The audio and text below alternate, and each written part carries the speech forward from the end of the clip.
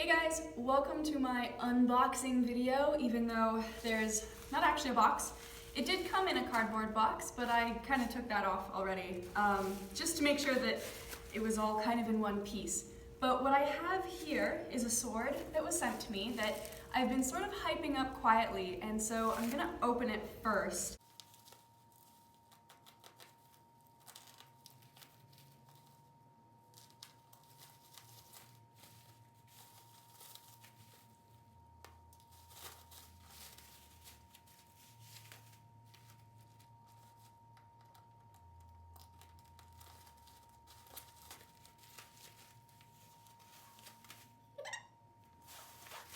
What I have here is a Krieger Armory Longsword fader, and right off the bat, I'm really impressed. This is absolutely gorgeous.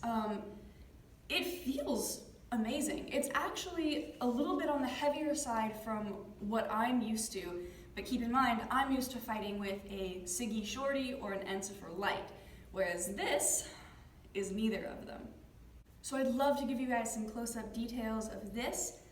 Keep in mind, I have been told by Krieger Armory that this is actually a prototype. So there are some little details that are gonna be changed. But overall, like I said, I'm super impressed. So let's look at the details. From the pommel to the hilt wrap, the cross guards, everything on this blade has subtle but really beautiful details. What I really like is this tip. It's not a rolled tip, it's not a flared tip or anything like that. It's pretty subtle, and it's similar to the Albion Mire, so you can put a arrow blunt on it and it'll be pretty safe for thrusts. So let's take a look at the crossguard.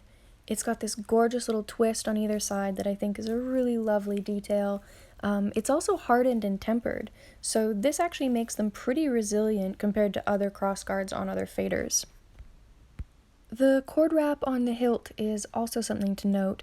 It's a little bit thicker than you'll find on other cord wraps, but I think that it sort of does add a little bit more of a rustic look or an organic look, and it adds to the aesthetic overall for the sword. This fader has a peened pommel, and other than that, I mean, just look at it. It's beautiful. I think it speaks for itself. The overall blade length comes in at 39 inches, which is comparable to some of the bigger swords on the market, like the Siggy Standard or the Regenier, which both come in at over 39 inches, or is comparable to the VB Standard, which is also 39 inches. All of which is actually pretty big when you compare it to something like the Albion Mire, which has only got a blade length of 36.5 inches. This prototype is about 3 pounds, 8 ounces, but it's balanced so well, I hardly noticed the weight. And because it's such a nicely balanced sword, despite being so long and a little bit heavy, I had no problem throwing it around on the Pel. Flex, however, was a little bit more of an issue. Krieger Armory acknowledged before they sent me this sword that the prototype ended up being stiffer than they intended, and that the actual sale versions won't be this stiff.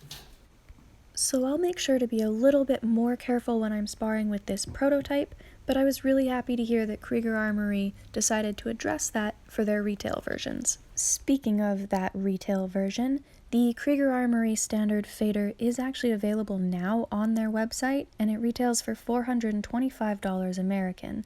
It has an excellent warranty policy as well, which is a nice bonus. So overall, my experience with the Krieger Armory prototype fader has been really positive.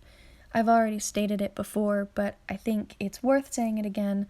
This is a beautiful sword. There are some really thoughtful, classy details. It's not over the top. I love it, and I'm really excited to see where Krieger Armory goes in the future. As always, thanks again for watching, guys. I hope this was helpful and informative, and make sure to check out kriegerarmory.com.